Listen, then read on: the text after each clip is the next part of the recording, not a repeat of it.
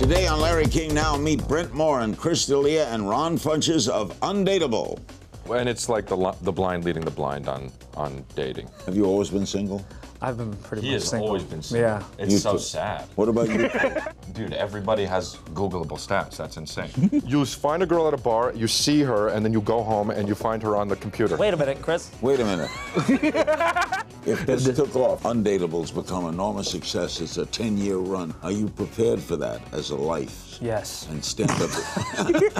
Surprisingly prepared. Plus, what would your wrestling name be? I would probably go with Ron the Reckless Negro Funches. I would wear short shorts that were kind of cut up a little bit like I was from the coast, and I'd steal pies off of windowsills, and my theme would be like, hide the weed and white women, the reckless Negroes coming. But that's just off the top of my head. All next on Larry King Now.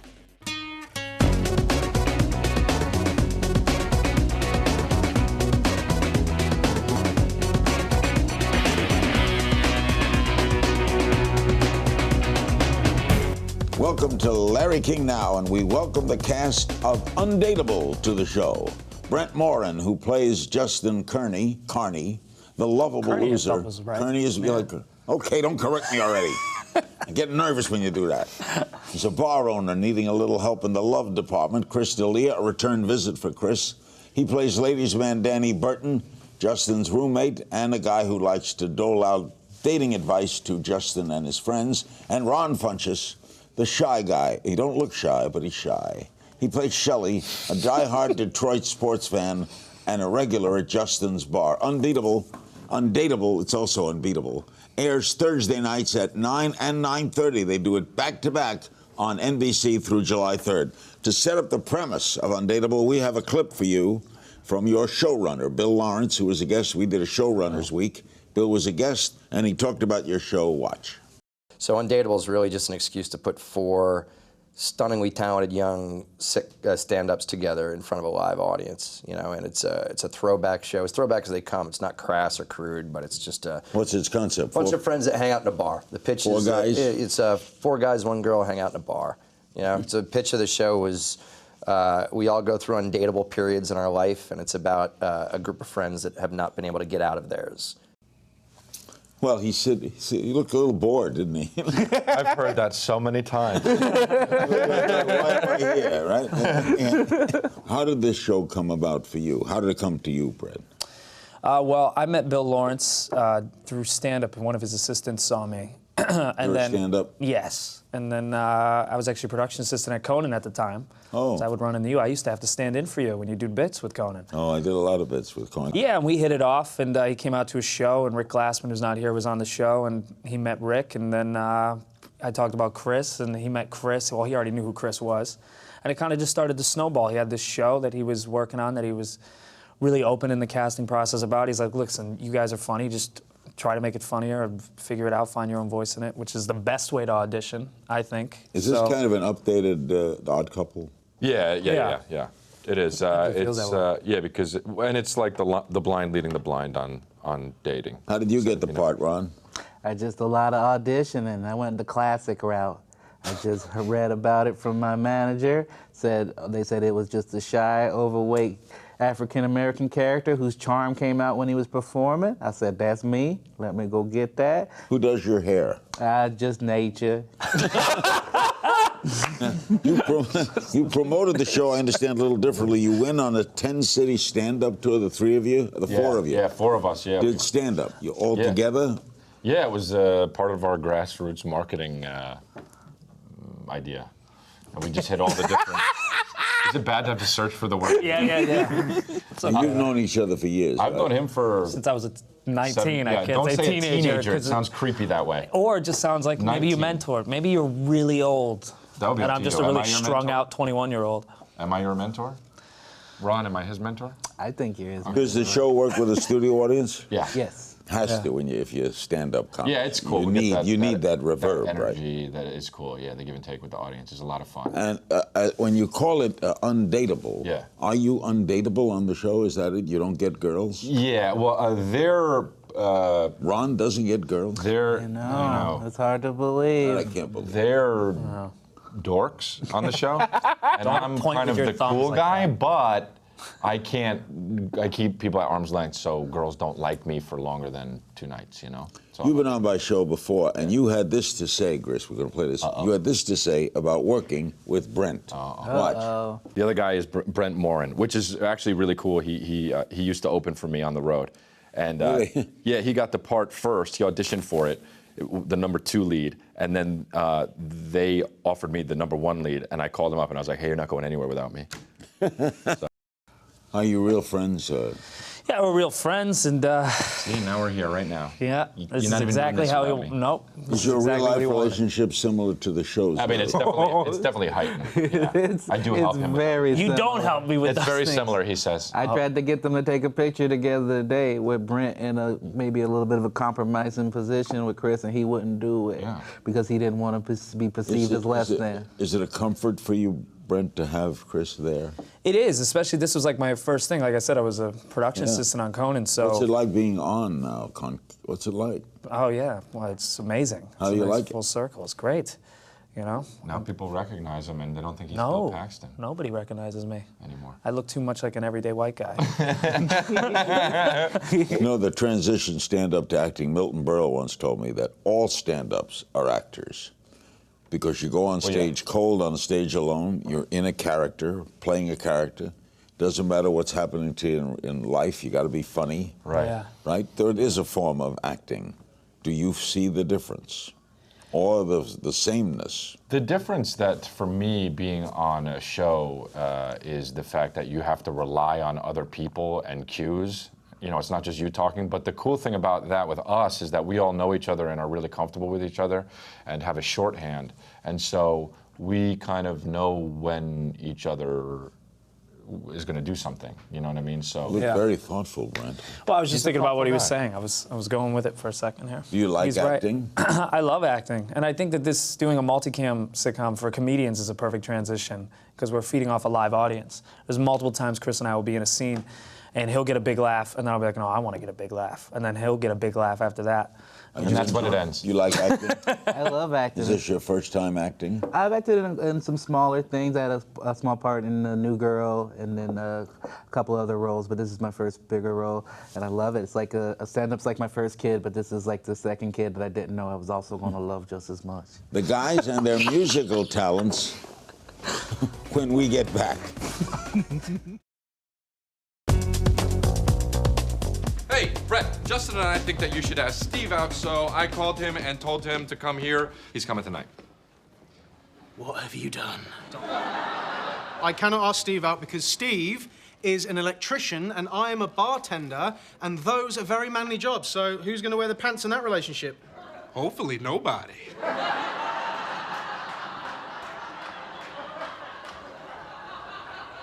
Why do you always think you get to decide what's right for all of my friends? Is it just arrogance? Well, it depends. Is it arrogance if you just happen to know everything about everything? Well, you don't need to worry about me because I make my own decisions, Oh, so. please, you're so far up Danny's butt, sometimes all I could see are your high tops sticking out. Cool, though. Danny picked him out. Right? Yep. Okay.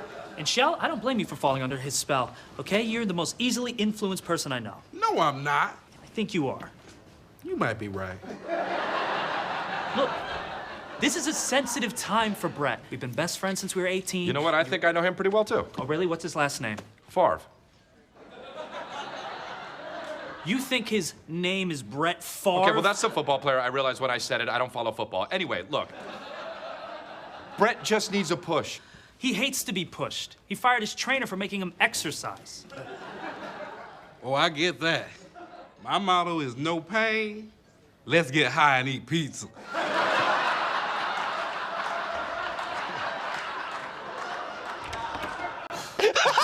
That's a funny show. The fact that you leave after that. You've all had positive reviews. Here are some about Brent.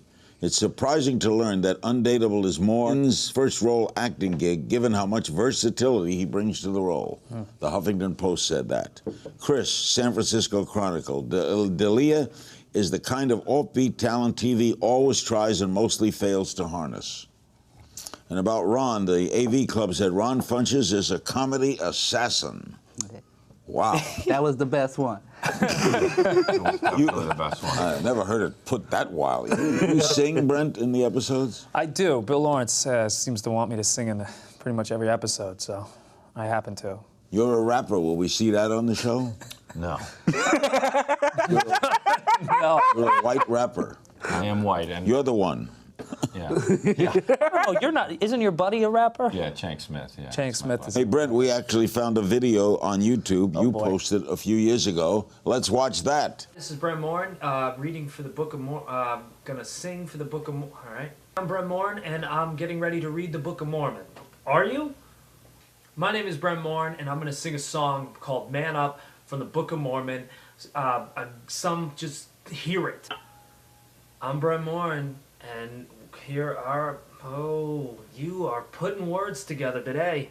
Boo, Broadway! Boo, Broadway! Hello, Broadway! Are you okay? First of all, well, they wanted to charge us the fortune to play the clip of you singing the Mormon song. Oh, really? Did you? You You didn't know, get it's the funny. role, That was did you? actually for the Book of Mormon. I was asked to audition for it, and I was doing stand-up on the road, and they said, well, when you get home, put yourself on tape. And I started putting myself on tape, like seriously trying to sing a Broadway song into an iMac, and I was like, no, I can't do that. That's the most embarrassing tape to be out there. Would you want to take a Broadway career? I would love to. It'd be fun. In your stand-up, you talk about your son's autism, right? Yes. You make that funny?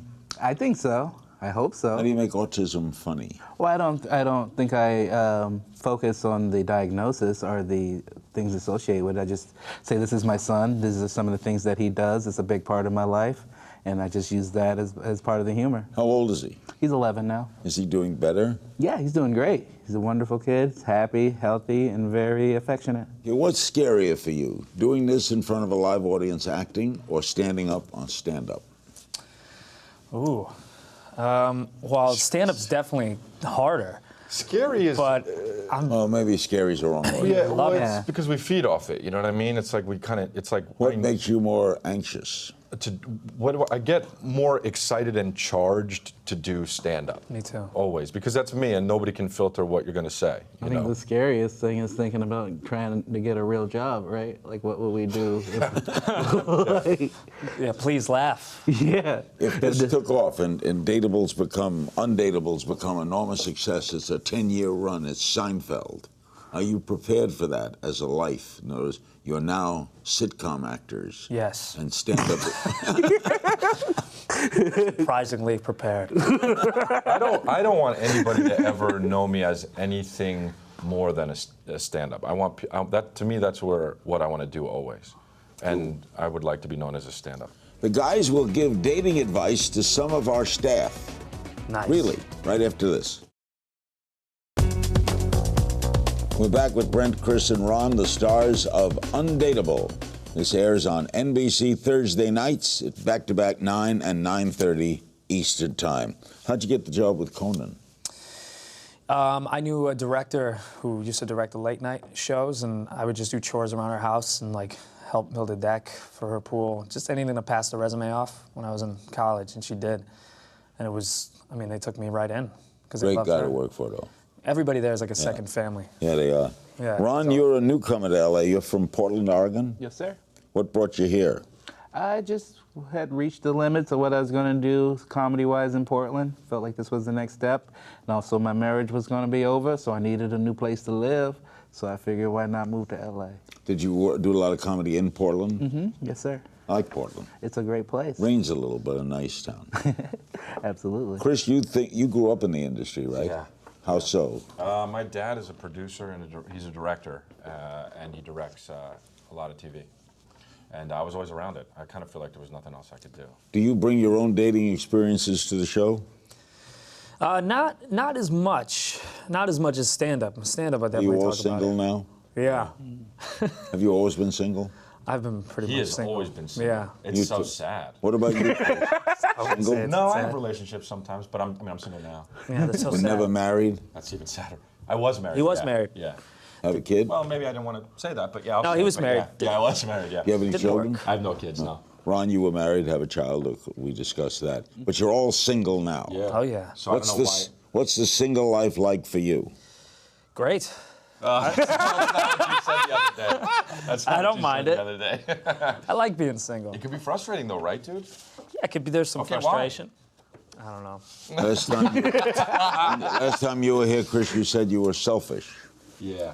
Are you? Yeah, I don't even want these guys here.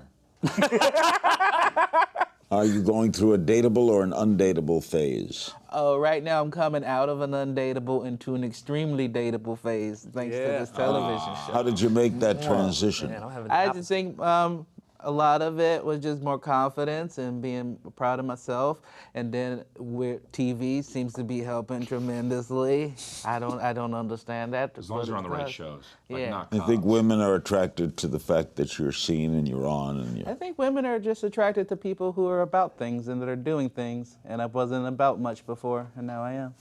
Okay, we figured it would be fun to have you guys give some undateable dating advice to some of our staffers here at Larry King Now. We have a few volunteers with some questions for you, okay? Nice. First up is Mitch Allen. Mitch, front and center, what's your question for the dateables? When I ask a girl out, and I'm lucky enough that she says yes, I expect to pay.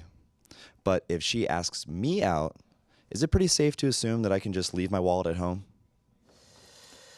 I would say no. I think it's a trick. It's a trick. If you get asked out, she still wants to see if you would pay. You got to do it. Yeah. You got to at least like put the heart and be like, no, I'm doing it. And then if she's like, no, I'm doing it, then you'd be like, whoa, all right. Ron, what do you think?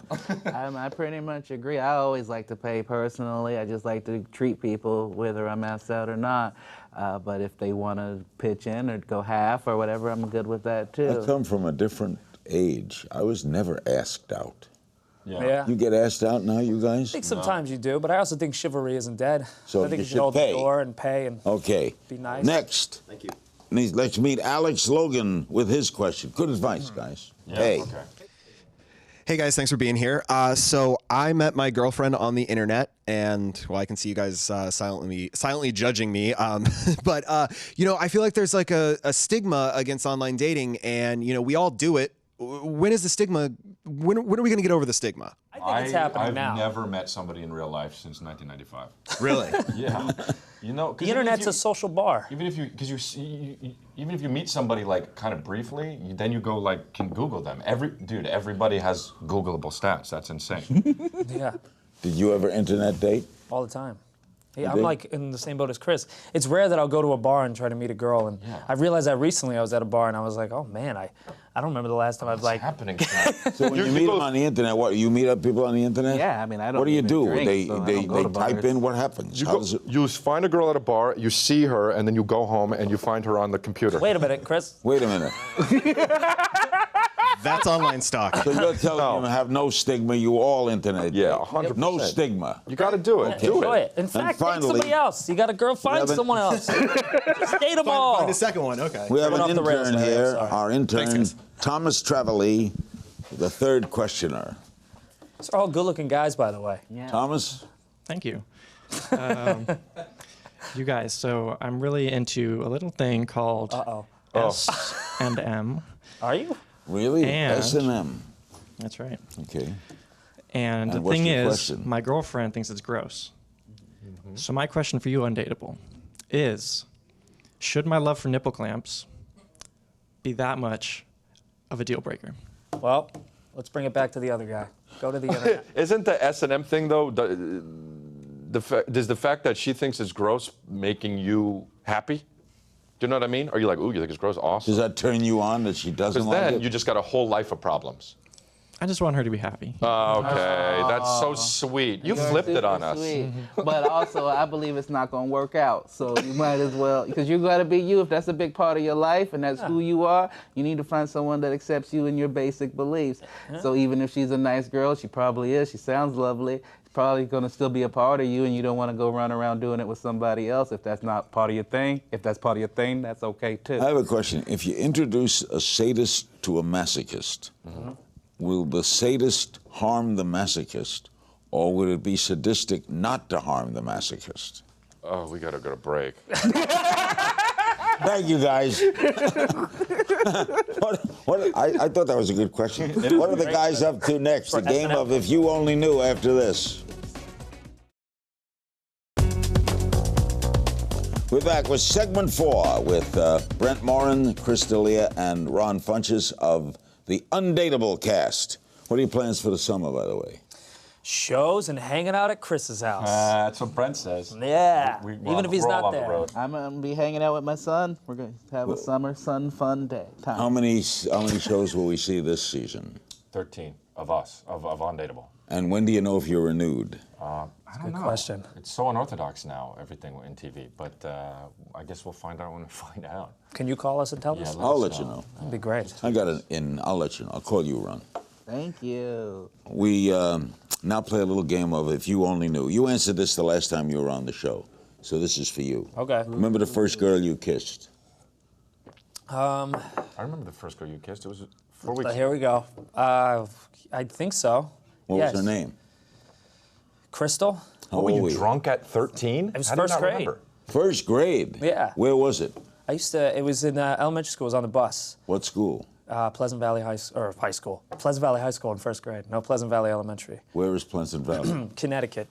Uh-huh. was in Where was yours Connecticut. again? Mine was at somebody's pool in La Cañada. It was in the backyard.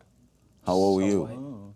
Older. I was 14. It was older. Really? Oh. Wow. You remember her name? Yeah, Janelle, yeah. Janelle. Who was your it a first mom? kiss? Mine was my ex-wife. The first girl you kissed was your ex-wife. How old were you? I was 17. Wow. I know. You're a late bloomer. What was that? What's that joke you say on stage about marrying your first? Oh, it's saying my first kiss like a fairy tale or a horrible idea in real life. All right, what's one word? How would you describe Chris? Confident. How would you describe Ron? Lovable. Ron, how would you describe Brent? Dreamy. Oh. Yes. You are First to dreamy. break up in a scene. Me. Oh, him. Me.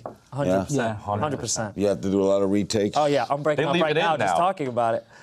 They leave it in. Oh, He's they do? laughing in the show. Yeah. Who has the best delivery of a joke? Ron. I was not Really? going to say Yeah. anyone You- else. but Ron, Ron. would- Who's best at physical comedy? Chris. What's a superpower you'd like to have? Be as good as Chris at physical comedy. Superpower? Fly. I want to fly. Would you like Fly for sure. I've thought about this a lot. I want Really? a mix of like strength and super speed, but I would only use it to be like a really good basketball player. And people would be like, how's he like that fat but like can jam the basketball like that? Oh, yeah. That's really good. Hey, you make a lot of money, Mine's still too. flying, though. I'd like to be invisible. Yeah, that's really telling about you. Batman or Superman? I would go Batman. Batman's so cool, Yeah. but you Yeah, gotta but pick Superman. complicated. Yeah, Superman is Yeah, too he's- easy for him. Yeah. Going Superman just because of the power set Yeah. is way better. Here's the other reason, though, because Superman is like Spider-Man. Like, they'd be the worst people to go to a party with, because they'd be like, you shouldn't drive. You know, they would Yeah, have like Batman one would be drink. like, drink. Yeah. That's just the public Batman. You know Batman for real is a jerk. He's just a billionaire. Yeah, with that's a why bunch he'd be of fun to toys. hang with. Superman's like a nerdy guy with glasses. Saw his parents killed. Pick up a bus and he can't kiss Yeah, a girl. Batman's got a dark past, dude. Stop What would judging your Batman. WWE I love name be? Batman. What would your wrestling name be? Are these questions tailored for Ron? Taylor for me. Never thought of this before. But I would probably go with Ron the Reckless Negro Funches. I would wear short shorts that were kind of cut up a little bit like I was from the coast, and I'd steal pies off of windowsills. And my theme would be like, hide the weed and white women, the reckless Negroes coming. But that's just off the top of my head. You would be a bad guy. That's odd because that would be my same one. Your laugh could scare birds. No, they try to mate with him. Yeah, the track. What would your name be as a wrestler? Ron's pie. Peyton Manning or Tom Brady? Oh, Tom Brady. I'm from New England. Oh, man, who are those guys? He doesn't like sports. Not good with sports. Bothered. They're football players, I know that. They are quarterbacks. Correct. I don't know what team, though. I'm going to go with Tom Brady. Thank you. Best prankster on the set? We don't really. No one. We just Really kind of. We're pranks. always kind of just making fun of each Who other. forgets their lines most? Me and Chris. Yeah. But You they have don't. the most It's not our lines. fault. Us too. Most embarrassing moment in your life? And what's the most embarrassing dating moment? All right, I mean, Larry, if you want to go there. I took a girl on the beach when I was 17, and Oh, yeah, this is a good one. she kneed me in the nuts 3 times for a laugh. She thought we need were you in- flirting. I thought she was being cute and coquettish. Yeah, she thought she was being really cute, and she kept trying to knee me. And I You had to didn't date keep her telling her, I was like, again, no, I no, no. Oh, well, No, he kept after her like a real man. no, that was the end of that trip. Sadomasochist. Do you have an embarrassing dating story? Oh, I only to have cry. embarrassing ones. Yeah. What about you, yours? Ron? I think probably admitting that first kiss at 17 on this show is probably the most embarrassing. Corniest pickup line. That you do? That you do? What do you do? I no pickup line. My first thing I say, do you have a boyfriend? This way, everybody, she knows what's up. If she has one, nice to see you. See you later. If you don't, then you know I'm interested. He'll literally ask a girl while she's on a date, do you have a boyfriend? Well, it could be a friend. Ron, what's your pickup line? Mine is just usually like, are you into watching Cosmos or Sailor Moon? Let's hang out. That's your pickup line? Yeah. I get a lot of nerd girls. I get a lot of nerd Mine would girls. be, Mary, how you've changed. And then she'll say, my name isn't Mary. And I say, change your name. That's very good. Yeah, Anyway. I can see that. That works. That would work for you, yeah. That wouldn't work for me. Yeah. What's your favorite television show, other than Undateable? Ooh, well, I mean, Breaking Bad, but that went away. And then right now, the show that I really liked was Silicon Valley. That was That's like very good show. surprisingly really good. It is a good show, yeah. Mine is anything like, I like watching the History Channel or the Discovery Channel. Ron? Right now, I'm really into Orange is the New Black and Rick and Morty. What's a favorite childhood item that you still own? Brent. Childhood item that I still own. Do you still have anything from childhood? A baseball glove. Ah. Oh man, that's like, you actually almost Yeah, made me cry when I you did felt that that. like That was that. beautiful. Yeah, it was so sweet. Thank you. That was really yeah, I sweet. still have that. And it's from last year. I want to buy that off. Do you have a childhood item? Man, I try to throw away things because if I keep it, then I'll just become a hoarder. What about you, Ron? Nah, just trust for male figures. But that's it. We all had different Equally as childhoods, emotional by the in way. different ways. Yeah. I would say the weirdest of the three is you. People-wise? Throwing some. No, as a compliment. The most complicated is you. Yeah. And the wildest is you. He's not wearing pants right now. I want to thank my guest, Brent Morin. I didn't mean that weird. I meant it. No, that's fine. I want to Daniel thank my Day-Lewis guests, is Brent weird. Morin, Chris D'Elia, and Ron Funches. Make sure you watch them on Undateable on Thursdays at 9 and 9:30 p.m. on NBC. And you can find me on Twitter at Kingstings. And I'll see you next time. Can we cut out the Daniel Day-Lewis?